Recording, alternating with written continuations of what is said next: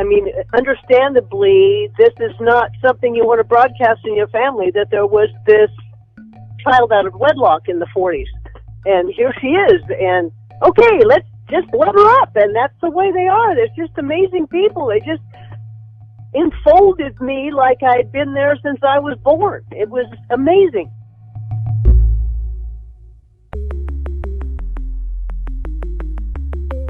Who am I? Who am I? Who am I? Who am I? Who am I? Who am I? Who am I? This is Who Am I, Really? A podcast about adoptees that have located and connected with their biological family members. I'm Damon Davis, and on today's show are Cheryl, the mother and our adoptee, and her natural daughter Diahan from Washington State and Southern Florida, respectively. Cheryl had an idyllic life growing up an athletic tomboy outside of Seattle, Washington. When her daughter started having children, she got concerned about the missing medical information she was unable to transfer down the family tree. Fortunately, there was no one better suited to usher Cheryl through her genealogy journey than Diahan, an early professional in the industry. In reunion, Cheryl has found welcoming siblings and a gigantic family that filled a hole she didn't even know was there. This is Cheryl's journey. Cheryl grew up in the small rural town of Centralia, Washington, halfway between Seattle and Portland. There were only about 5,000 people in her town, and there were lots of wide open spaces. Her parents bought her a horse as a child, and she competed in equestrian events. Her horse was stabled quite a ways away from the house, but Cheryl said one day the animal got out of its enclosure and showed up on the front porch of their home, presumably looking for her. Cheryl's recollection was that being adopted was something she always knew about herself. She doesn't remember being told she was adopted and doesn't really remember anything negative associated with adoption when she was young.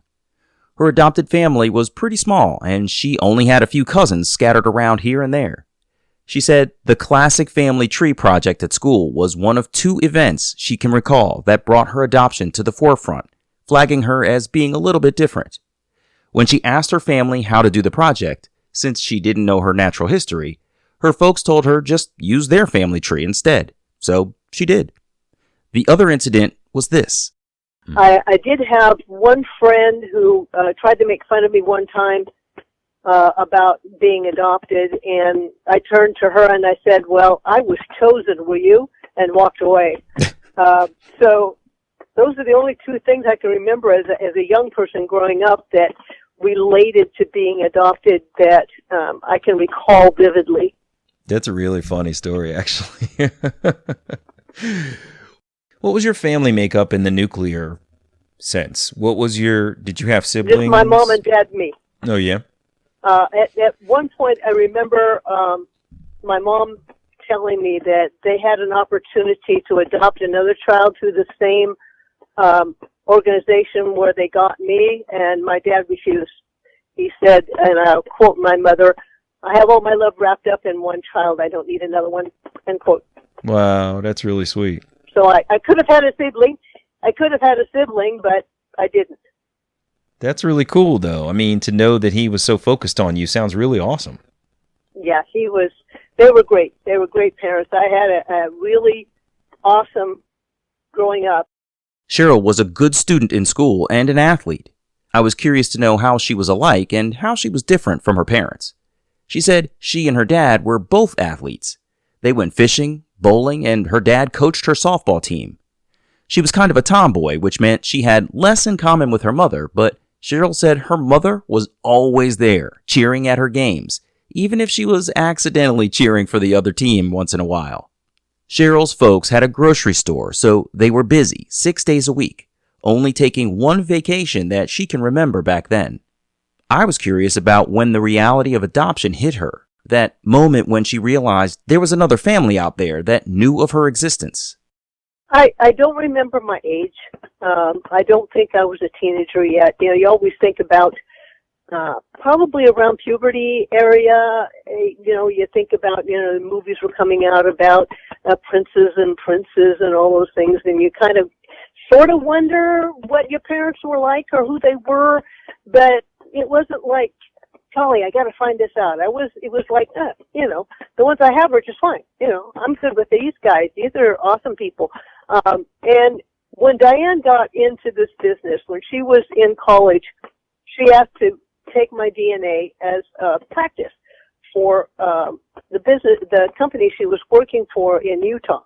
And so that's when and DNA was just starting to come out, and some, new stuff was coming in, and I was her guinea pig, and that was kind of fun. And then we're going to go into this database, and people, and she can tell you about that part. But that's probably when I started thinking a little bit more. But then you kind of go, oh, well, what if they're not good people? What if they're like, in jail or something, or maybe she was a prostitute, and do I want to know this?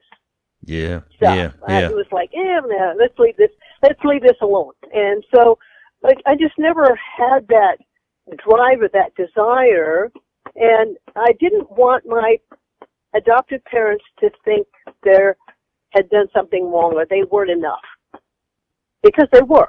Yeah. I was not that curious about my natural family until they were both gone.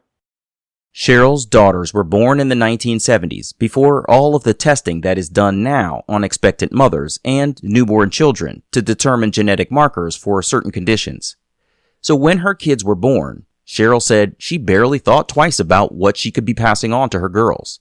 She didn't even know what gender her babies were going to be until they arrived.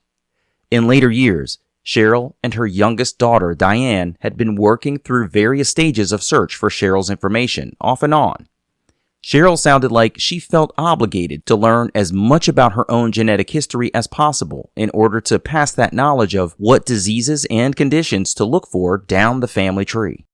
Every time a new medical test would come out that was genetically based, I had to get it because I had no medical history to transfer to them. So things like breast cancer and heart disease and, Parkinson's and all those kinds of things that are genetically transferred, I could be giving to them.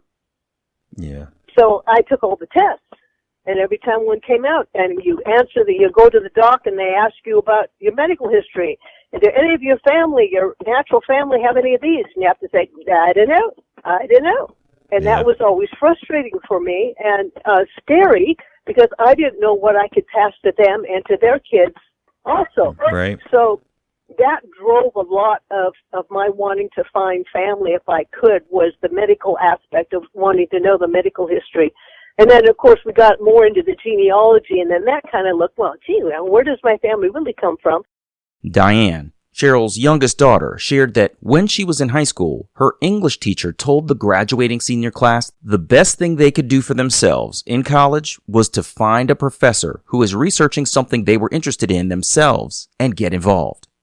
For all of us who have learned something about ourselves using Ancestry DNA, you're about to hear a little backstory from Diane about part of how the company grew to what it is today. When she got to college, Diane was interested in forensics and DNA, so she got involved with Professor Scott Woodward, who was studying the DNA of ancient Egyptian mummies in a burial ground 60 miles outside of Cairo, Egypt. But the burial ground was a standalone entity. There was no recognizable city ruins nearby. It was just a huge cemetery with no city. The project was to determine who these buried people were. A bevy of experts were on the scene, from archaeologists to textile experts and, of course, their DNA team. The collection of DNA was growing, and the team was able to discern some of the genetic relations of the people in the cemetery to one another. But without a database of broader information, there was no way to connect those people to others in our world. The team needed to make genetic connections, and they needed a database to track them all. So Dr. Woodward had this idea, that we could create one. And so he hooked up with a man named James Sorensen, who was a philanthropist in Utah. And James Sorensen funded this project, and it was called the Sorensen Molecular Genealogy Foundation. It was like the first effort to create a database where anybody could get their DNA tested, and we would be able to tell you who you were related to and where you were from. That was the goal. And this was phenomenal and new and amazing. I mean, this was in 2000. So I started like traveling on weekends during college to go collect DNA samples from people who were willing to give us their DNA and their genealogy. And we started to build this database. And so I then graduated from college. By then, the company or the foundation had really become a company and moved outside of our college campus. And so I started working for the company. I worked for some kind of offshoots of the company until really the company got big enough that it was sold to Ancestry.com. And so this database that we had created became the foundation of the Ancestry DNA test that you can take today. Wow. And so, yeah, so at that point, I was just starting to have my own babies, and I wasn't in a position to work full time, so I didn't pursue, working for Ancestry, but I still wanted to stay in the industry. And kind of after a series of starts and stops, I ended up starting the company I own now, Your DNA Guide. And it was really just to bring education. There was so much information coming out and so many new techniques and so many ways that we could help people, but it's complicated and you can't just like take the test and find an answer most of the time. You had to, know what you were doing. And so that was the goal, or still is the goal of our company, is to help anyone who's looking for a family member be able to use DNA technology to make that easier. That's really unbelievable. Wow. That historical knowledge of how Ancestry started is really fascinating. I've had so many people come on here and say, I used Ancestry, self included. I found my biological father through Ancestry. So this is really fascinating to hear that you were at the forefront of the database that so many of us have relied on. That's really fascinating. So yeah, it's pretty cool. I loved hearing your energy about how exciting it was to learn about, this lost civilization and the inability to, connect to them in any way, and how you grew this into something that would be desirable for a company that was growing like Ancestry is amazing. But what was the thing about your mom that you focused on? Like, when did you turn your focus on her? Well, the thing about my mom is she's all in. She's been all in my whole life, and my sister would say the same. Whatever we're into, she's into 100%. And so when I was in college and working on this project, like she said, she came to visit, and I was like, hey, can I draw your blood? We have a picture of me, like, physically drawing her blood. I'm not a phlebotomist, but she, like, just opens her arm to me. She's like, sure, let's try it. This is back before when we had to take blood and we couldn't just do a cheek swab. Oh and gosh. So she was just, she's forever curious. She's a scientist at heart. And so she was like, let me try that. And so we did. We took her DNA through the whole process that I was taking everybody else's DNA through, from taking it out of her arm to the part where we could actually see her DNA in a tube at the end of the process. And so she was just kind of grandfathered into this database, and she just went through the process that all of these other people went through.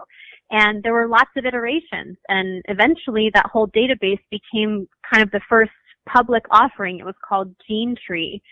Or actually, it was called Relative Genetics first, and it was called Gene Tree. Anyway, so she was like suddenly exposed to the public, like, because there were lots of other people, and suddenly we could get matches, and it was like, wow, this is kind of cool. Mom, we could like find a relative. Like, it didn't occur to me or to her at the beginning of all this that we could find her family. Like, that wasn't the goal. It was just, my mom was like, you're doing some cool project with DNA. I want to help. Let's do it. We just kind of did it. We didn't think about the ramifications, or we weren't thinking, oh, let's find your family. Like, that wasn't even on the radar when we took her DNA. You were just building a database, and you needed more people, and she was one of them. I presume somebody stuck your arm too, right, Diane? Well, no, because actually she didn't qualify for the database, because to be in the database, you had to have your DNA, and you needed to know all 4 of your grandparents. So she got in under the radar just because we wanted to do her DNA. Like, she wasn't supposed to be in the database, because the database was made of people that knew their genealogy so that we could help people like my mom eventually. So she was kind of like slid in under the door, Oh, that's so cool. Wow. So Cheryl has been slipped into this database of genealogy intended for people who know all 4 of their genetic grandparents. But as an adoptee, she knows 0 of her grandparents. Fortunately, she knew someone important at the company that could get her in the front door to the database. The door really opened for Cheryl and Diane in 2007 when 23andMe launched their testing. Before then, the only analysis that was available was focused on mitochondrial DNA, that of the direct maternal connections in a family. 23andMe announced they were testing for health indicators, so Diane called Cheryl to let her know a new test was on the market that could finally provide some of the health information they were interested in. For the first time, Cheryl was able to see her European heritage there in her DNA. A few years later, 23andMe came out with their DNA match list, where customers could start seeing their family relationships. For the first time, the women were staring at names of biological relatives. They were mostly third, fourth, and fifth cousins, but there were a lot of them, and this was an unexpected and amazing bit of information that started to point to great-grandfathers and other relatives. And then there was a lot of them. I mean, a lot of them. Yeah.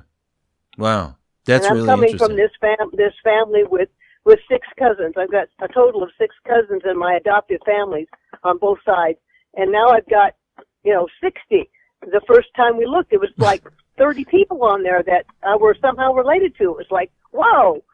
That's incredible. Wow. So then I have this image in my mind. You guys are sort of, it's almost like you're walking down the sidewalk and you find a penny and you're like, oh, that was lucky. And then you find another one. You're like, oh, that was kind of lucky. And then all of a sudden you realize all these pennies are like on a path and you should actually be looking for something that's the sense that I get. So when did you turn the corner and realize I need to start following this trail? It's leading somewhere and I don't want to just be discovering these things luckily on the ground. I want to actually start looking for this path that it's taking me down. When did you invest in the search? I think mostly it was, again, because I was trying to help my customers and figure out what my customers needed. And so the data that I had to work with was my mom's. So I needed to be into these companies. I needed to be looking at results. I needed to be figuring out how to interpret and understand them so I could help people. And of course, naturally then I began to see patterns in my mom's DNA results. And again, like she said, she wasn't looking, and she was very, very sensitive about my grandmother, who was alive at that time, and just did not at all ever want her to feel like my mom wanted a different life, because she didn't. Mm-hmm. And so we weren't looking, but you just can't help. Like you said, you're walking down the sidewalk and stuff jumps out at you. One huge pattern I saw in the 23andMe results was everyone was from North Dakota. And we're from Washington State, our whole family. And we're like, North Dakota, what does this have to do with anything? So many people from North Dakota. And then we got a new match, and it was a second cousin. And again, a second cousin is going to share great grandparents. And that's getting pretty close. And this guy had listed not only North Dakota, but Washington State as locations where his family lived. Mm-hmm. And so this was the first time we'd seen that bridge, that this is a person who knows their ancestors and they were in both places. And that was like almost too good for me to pass up. I was like, Mom, can I just email this guy and just, ask him for a little bit of information? All of the names and places were creating patterns that Diane wanted to explore. Of course, Cheryl, who was all in, agreed, so Diane reached out to her mother's cousin match on 23andMe. She asked him for some information about his family, candidly admitting her mom Cheryl was adopted, but that if he was interested, they'd appreciate some information. The man responded with similar candor, admitting that he had some reservations about sharing too much information because he could be opening a can of worms within the family. After some back and forth and relationship building by Diane, the man finally agreed to share his pedigree chart. Diane was excited because somewhere in that guy's tree could have been the identity of Cheryl's parents. So I start looking at the tree, and oh my gosh, these families are massive. We're talking like 12 kids who had 12 kids who had 12 kids. Wow. And the possible descendants were so numerous. It was like, I just kind of looked at the tree and I was like, okay, yeah, I don't have time to figure this out. And my mom doesn't really want to know. And so what we did get from that, and my mom will tell you how cool this was for us for the first time, was we had names. The first great-grandparent couple we could put on our tree. These people were our people. And their history was fascinating. They were immigrants from the Ukraine. And their history was just, storybook kind of, the things that they had gone through and their immigration, and there was so much information about this couple and about their family. It was so fascinating to read. Growing up, Cheryl was always told she was Irish and Polish, probably because her adoptive parents had seen a birth certificate with a Polish name. What they learned in the family history was that distant relatives were actually German Russians. The couple they read about in the family archive fled the German conscription of young men into the military. They relocated to the Ukraine. Very rough times struck the Ukraine. Then the Russian army also started drafting men into the military, so the couple got on a boat to North America, where the family landed in North Dakota. To try to figure out who Cheryl's parents might be, Diane explained to her mom how to analyze the information they were seeing. The database was getting larger and larger, and it became clear there were certain paths to follow where their family didn't just have one match, but multiple matches to others on the family tree. Diane started assigning Cheryl genealogy research to complete. Over time, they narrowed their search down to the Thomas family. At the same time, one of Diane's friends, a genealogist, mentioned in passing that Washington State had recently opened its adoption records. Diane and Cheryl ordered her original birth certificate from the state, and it arrived the week before Mother's Day. It listed her mother's name, Catherine, the town she was from, Ellensburg, but no father's name. Cheryl emailed the librarians at the Washington State Library to see if they had any addresses that matched what was on her birth certificate there in Ellensburg. They wrote back to say the closest matching address they could find was in Yakima, Washington. Something wasn't adding up. Catherine's information was associated with a different address than her own. Barbara was the next daughter to my mom. There were 11 girls and 2 boys in the family. Wow. And my mother was the second to the youngest being a boy. And so her birthday kind of was closer than Barbara's, but both she and Barbara were possible in our search. And she had married Paul Brisky, and they lived in Yakima at the address that was listed. But Catherine was my mother's name, and so it dawned on me that she had basically lied, and, used her sister's last name on the birth certificate. So I was pretty sure that she was my mom. So Catherine, the youngest girl, had likely put her older sister's last name and address on Cheryl's birth certificate. In December of 2015, Cheryl was in South Florida with Diane for Christmas. Cheryl was on the couch doing her favorite thing, reading a book, and Diane had logged into her Ancestry account online. She went to Cheryl's match page, showing family relationships, where she saw a very close match for Cheryl. I'm staring at the computer screen, and she's right there, and I kind of look over at her, and she's reading, and I'm looking at the computer screen, and I look over at her, and I was like, Mom? I was like, I think we found a half-brother. And she's so, collected. She's like, oh, really? And there's no, screaming or shock or panic. No, she's like, interesting. And so it's called shock. We start to look at what he had listed, and he had a small pedigree chart, and all it said was Thomas as his mother's name. That was her surname. And so it really confirmed, again, either Barbara or Catherine, these 2 sisters that we were looking at, but it didn't really tell us which one it was. And so we wrote him an email, and waited, and then waited, and then in April, so it's all the way till April, and I was talking to my mom on the phone, and we were talking about this, and I could tell that she was frustrated, disappointed, and I just hung up feeling terrible. And the worst feeling was I felt like my older sister was right, and that's the worst feeling. Yeah, oh gosh. Forget right? All the other stuff. Because she cannot be right. I know. She cannot be right. because the whole time she was like, Diane, I don't know if I want you to do this. Like, I don't think Mom needs the disappointment. We don't know what's at the end of this road, and what if it's terrible, and, all of those things. And I thought, I've done it. I've disappointed her. I've let her down. This brother doesn't want to talk to her. 'Cause that's basically how she was feeling as well. He doesn't want to talk to me. And I thought, that's not the case. Like, people don't get messages. They don't. Ancestry system is not perfect, and people don't read their email, and people don't log into the testing company. I bet he hasn't even seen it.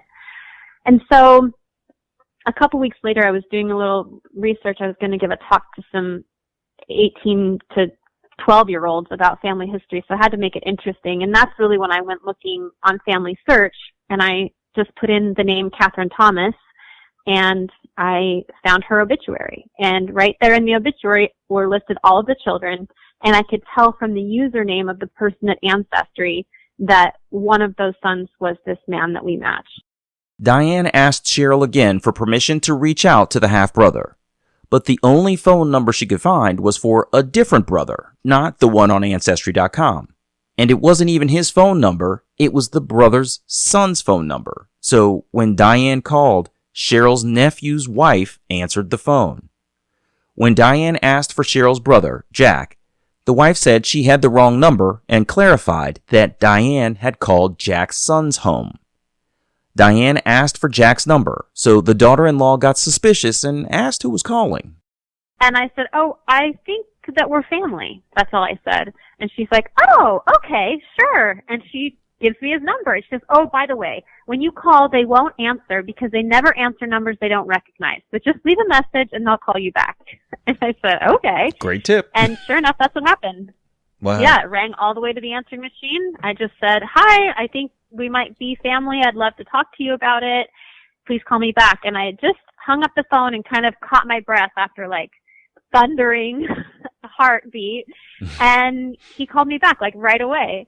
And he's like, this is Jack. Did you just call? And I was like, yes, I did. And he said, so we're family, huh? I mean, he's just like so nice and jovial. And I was like, well, I think your brother recently took a DNA test. Did you know that? And he's like, oh, did he? And I said, yes. And my mom matches him. And I think that she might be your half sister. And there's kind of silence for just a beat. And then he's like, let me get my wife. And then he goes over and he grabs his wife. She gets on the other line. She's like, now say that again. And so we talked for just a little bit, but they were very sweet, very reassuring, very understanding, very open.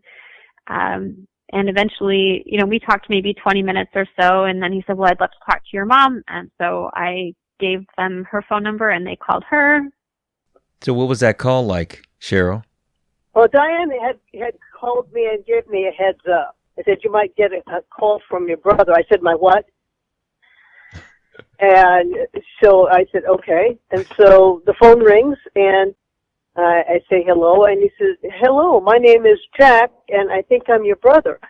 And I said, yeah, that's what I hear. And so we chatted for a little while, and then I hung up with him, and then the phone rang, and it was my other brother calling me.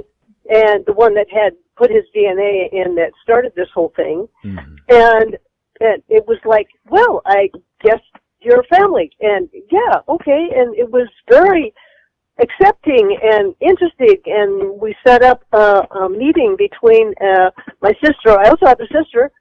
And the younger brother. They were going to be close to me. And so we ended up scheduling a meeting between my sister and my younger brother and my husband and myself in Oregon. And we met and had lunch, and it was like, great, you're a family.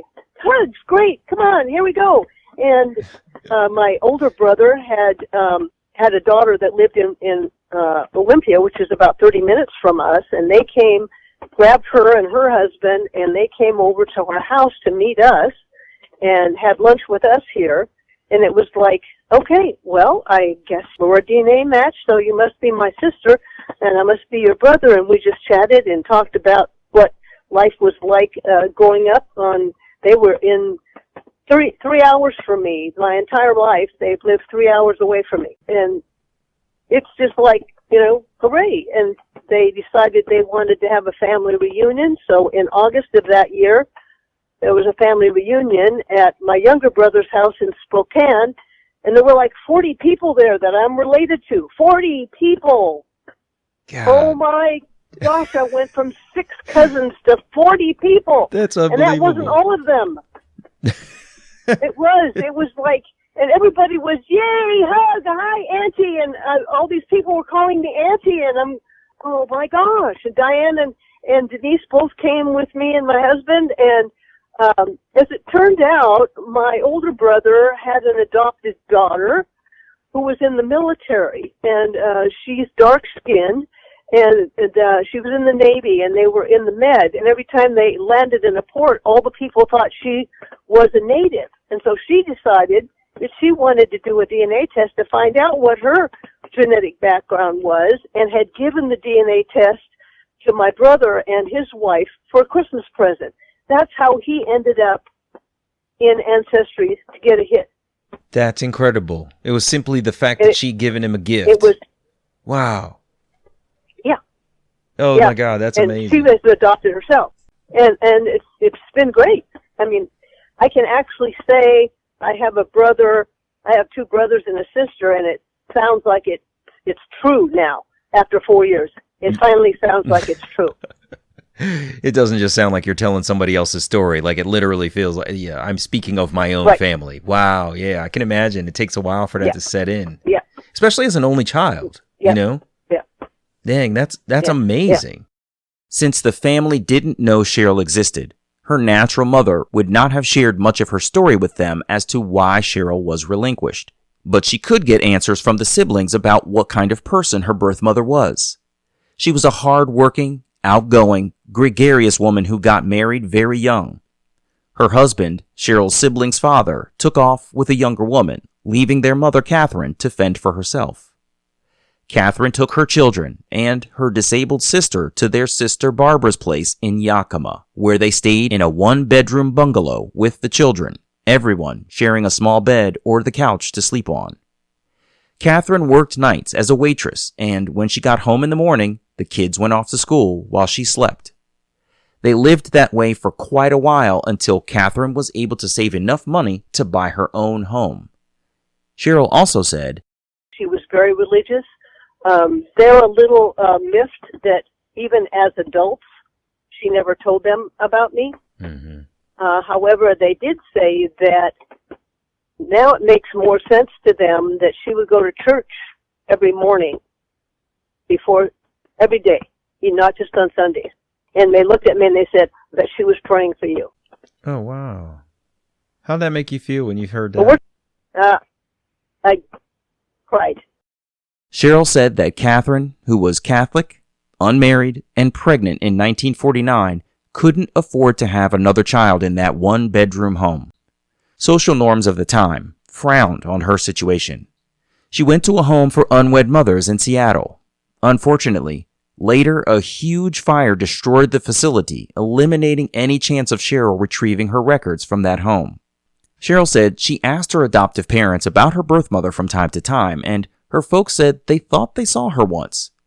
While they were being interviewed to be approved for adoption, a young woman walked into the room, sat down for a few minutes, and then left. Her parents figured it must have been Cheryl's natural mother. Cheryl is the youngest of her siblings. When she asked her sister if she remembered their mother being pregnant, her sister recalled a time when she commented on their mother's stomach bulge, but their grandmother dismissed the pregnant belly as a hernia. Cheryl took a moment to tell another family story she had heard. I had an uncle that was still alive 4 years ago, and I met him, actually got to meet him, and he had related a story about getting a phone call from my mother from Seattle and needing $50. And he didn't know what it was for, but he and his wife got the $50, which is a lot of money in 49, out of their account and sent it to her. Wow. And I said to him, well, I guess I owe you $50. He said, no, that looks like the best $50 I ever spent. Oh, that's sweet. Wow. Wow. And I was really fortunate to get a chance to meet. He was 95 when I met him, and he's since passed. So very fortunate to have met him. On Cheryl's paternal side, Diane has met paternal cousins online. Two very sweet sisters who are the genealogists of the family and have relayed a lot about Cheryl's paternal relatives. Diane was traveling for work, speaking at a genealogy event, which took her to Texas. And she and her sister drove about 3 hours to come to my event. And I met them in person. We went out to breakfast. And that was actually the first biological family member on my mom's side that I hugged was June. So that was before we'd met our biological mother's family, but this is our biological father's family. And it was wonderful, and they're very, very wonderful women.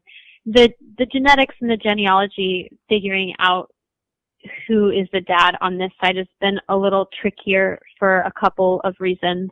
We're pretty sure we know who it is, but we don't really have a way to prove it. And so we're kind of just waiting for someone to test, really, a descendant of this man, if he had other kids. I mean, if he didn't have other kids, we'll probably never know. But if he did, we're just hoping that that person will test, and then we would know for sure.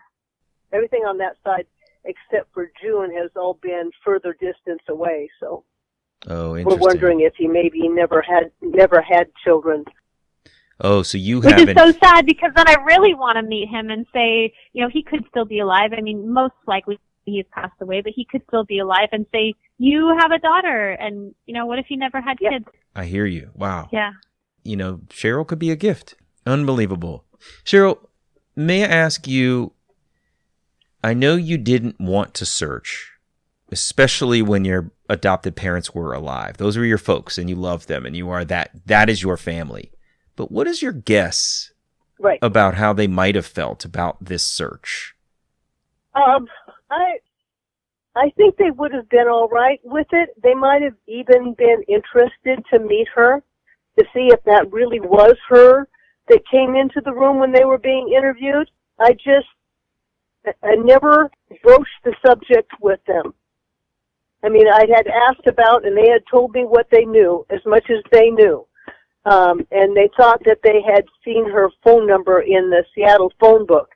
But as it turned out, it was Barbara Brisky's phone number. Barbara Brisky lived in Seattle for a long time. They moved from Yakima to Seattle, so it was actually her number and not my mother's, as it turns out. So I don't think they would have cared. Now that I'm an adult looking back, but at the time, I just didn't want to hurt their feelings. I didn't want them to think that they were inadequate in some way, that I had to have this other piece, because I didn't. Yeah, I hear you 100%. That's amazing.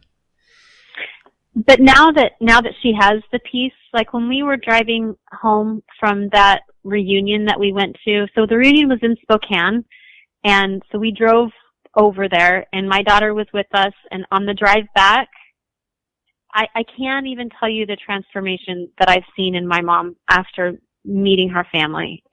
She wasn't missing anything before, but now that she has those pieces, she's so different. She's more complete. And that ride back, she just was effervescent. She was so joyful and so full, and I'd never seen her like that. It was a beautiful transformation. What do you think, Cheryl? I didn't notice, apparently. I did feel, I felt very loved and accepted. I think part of the whole thing was I was afraid of understandably, this is not something you want to broadcast in your family, that there was this child out of wedlock in the 40s. And here she is. And, okay, let's just let her up. And that's the way they are. They're just amazing people. They just enfolded me like I'd been there since I was born. It was amazing. Wow. Yeah. It was just such a warm feeling and an acceptance, and it, and every once in a while, like now, the daughter that lives in Olympia, she calls everyone, "Hi, Auntie, how you doing?" And I hear Auntie, and that still doesn't, because it, I don't, it's just, I don't know. I was so grateful that was the reaction, and it wasn't, because I had a friend who had an adopted brother who found his mother, and when he knocked on her door, she told him that her husband didn't know about him and to go away, and slammed the door in his face. Oh, wow. I had another friend of mine who found out at his mother's funeral that he had a sister that he didn't know about. He contacted her, and she was really angry with him because she was a full sister that had been given up, and she was angry because their parents had kept him. Wow. So I was worried that, first of all, when they didn't respond, I just figured, hey, it's something they don't want to touch. Okay, I'm all right. I can understand their feelings, and that's fine. We'll just leave it alone. Then to have it be totally the opposite, and I still feel it. It's great. It's awesome. And then my cousins that I grew up with, I still have them, and they're good with it too. They're happy for me. And we finally got them to put their DNA in, and they found out a lot of stuff about their family history, about where their family came from too. That was interesting. But so I have two families, and that second one is just huge. I mean, my husband was commenting, I married this girl that had 6 cousins, and now she's got 60. It's like, for him it was overwhelming too, as well, to now he's got 2 brothers-in-law and a sister-in-law he didn't even know existed. Yeah. It's funny. I'm so grateful to you both for getting on the phone, especially for this last piece here, because if I had asked Cheryl about how she felt coming out of this, she might have responded the way she did to you, Diane, which was, I didn't feel anything different. But when you said it, she chafed against it, but then she went full bore talking about how excited she was. It's funny to hear you, Cheryl. I told you. Yeah, you may not think that you feel it, but I can hear it, and Diane hears it, and it's definitely there. And it's just one of those things that happens, I think, with a lot of adoptees is you end up with this, you didn't know there was a hole, and then once it's filled, you realize it was there. You know what I mean? That's what it sounds like to me. Yeah, exactly. Yeah, exactly. Yeah, I didn't know there was one. Yeah. I imagine I knew there was one, but, you put a lid on it and pretend it's not there. That's right. Because you can't do anything about it anyway. Yeah. And then when all of a sudden that hole is opened and it's filled with all these people that love you, just unconditionally, don't care, so glad to find out about you, hooray, we got one more family member, yay. It's like, wow, okay. Yeah. Wow. I can hear it in your voice, Cheryl. I'm so happy for you. It is really amazing. I'm so thankful for you guys, again, for getting on the phone together. I think this was really cool. I think, Diane, it's amazing that you have a professional background that facilitated this, from all the way back to sticking your mom's arm to bringing this thing full bore ahead. I think it's incredible. And Cheryl, I'm just so happy for you to be in reunion in a positive way that is welcoming and that has filled a void that you didn't even know was there. I think it's incredible. Congrats. Thanks for having us talk about it. Oh, it's my pleasure. Yeah, it's been wonderful. Oh, Thank my you. pleasure. It's wonderful what you're doing. Thank you so much. Yes. You guys take care. All the best to you. I hope Thanks. It helps somebody else. Oh, for sure. I hope so. I know it will. Thank you much. Take care, guys. Bye-bye. Bye. All right, thanks. Bye-bye. Bye-bye. Hey, it's me. Cheryl had so many of the classic feelings adoptees talk about, not wanting to make their adoptive parents feel badly because they're launching a search, and not realizing what a void they had in their life without a clearer understanding of their own origin story and who their family is. I loved hearing how her siblings and extended family were so open and welcoming and just kind of said, "Come on in." Of course, it was unfortunate that she never got to meet her birth mother, but it sounds like Cheryl is proud of the woman she was. A lot of times, family members are really supportive of an adoptee's search, but how cool is it that Cheryl's daughter Diane was part of the company that anchored Ancestry's current model, which has helped drive the consumer genealogy industry forward for so many of us? Who better than the daughter of an adoptee to be part of such a movement?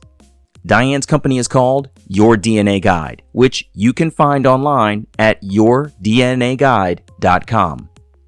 I'm Damon Davis, and I hope you'll find something in Cheryl's journey with the help of her daughter Diane that inspires you, validates your feelings about wanting to search, or motivates you to have the strength along your journey to learn, who am I really?